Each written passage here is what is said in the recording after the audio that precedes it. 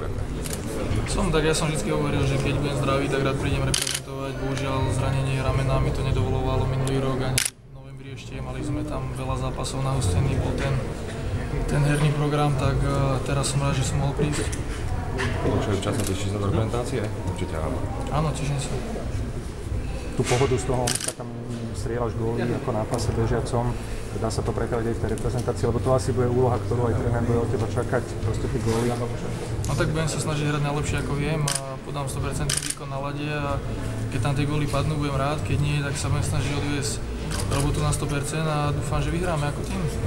Ako vnímaš trénera Vojtecha, hoci si teda podľa tu nikdy teda nereprezentoval, ako vnímaš možno z toho posluchu od ostatných chalanov? Je to ťažko hovoriť, s pánom Vojtechom aj Sikorom som sa stretol len raz vo Fínsku a rozprávali sme väčšinou cez telefón, tak je ťažko teraz ešte niečo súdiť, možno po zraze alebo v budúcnosti bude lepšie sa pýtať také otázky. Čo vravíš na tých našich súperov, čo nás tam čakajú? Tak tí superi budú ťažkí, majú tam prakticky olympijské výbery, aspoň teda čo zverejňovali na internete, či Nóri, či Bielorusi sa budú pripravovať na tie kvalifikácie, tak bude to zaujímavý ťažký super. A keď si pozrel našu nomináciu, čo na to hovoríš, máme tam aj troch úplných nováčikov. A tak sú to hráči, ktorí sú hladní po úspechu a chcú sa presadiť, tak ja si nemyslím, že je to nejaký rozdiel, či sú tam hráči z KHL, Českej ligy, každá tá liga má svoju kvalitu a myslím si, že tí hráči sú tu preto, lebo si to zaslúžia a dúfam, že podáme dobrý výkon na to kolektív. No, to máš otázka, že je rozdiel samozrejme, že či je ten výber silnejší, hovoríme aj teraz, ten výber nie je najsilnejší alebo silný. Bereš do úvahy nejaký rozdiel v tom, že hral by sa lepšie, keby to boli zvučnejšie mená, alebo teraz, keď je ten matchup takto zložený? Ja v tom neberiem žiadny rozdiel, ja si myslím, že každý hráč je profesionál a snaží sa pripraviť na 100% najlepšie ako vie a len ide o to, aby sme spravili dobrú partiu a zohrali sa na lade za tých pár tréningov, lebo väčšina hráčov sa nepozná, aby sme zahrali dobré zápasy. Má svoje kanonierské kvality a si je rád, že ti dostali aj po tej ťažkej náročnej operácii aj po tom všetkom.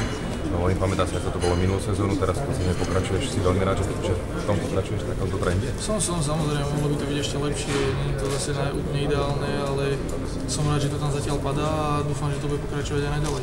Z tejto partie, do ktorej prichádzaš, hovorím, máš tu nejakých kamarátov alebo s takým, čo si budeš najlepšie rozumieť, na ktorého sa tešíš vyslovene?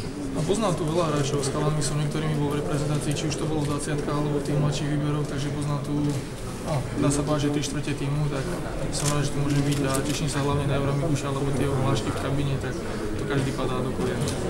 Opýtam sa ešte na toho Vojtecha, nie je to už do tretice, nechcem to ako strojovať, ale predsa len si počul o ňom, o trénerovi, o tom všetko možno, čiže aj to vieš možno posúdiť, že kde si prišiel. Nemáš možno nejaký tlak alebo niečo, vieš, aký to je tréner, čo máš čakať? Inak každý o trénerovi Vojtechovi rozpráva v superlatívoch, či už v Rusku alebo v iných krajinách a za ňo hovoria výsledky všade, kde bol, spravil dobré výsledky a už to svedčí o tom, že je dobrý tréner a dúfam, že sa podarí so Slovenskom robiť dobrý úspech aj s tým v olympiáde. Tomáš, ďakujem pekne, Ďakujem, Tomáš.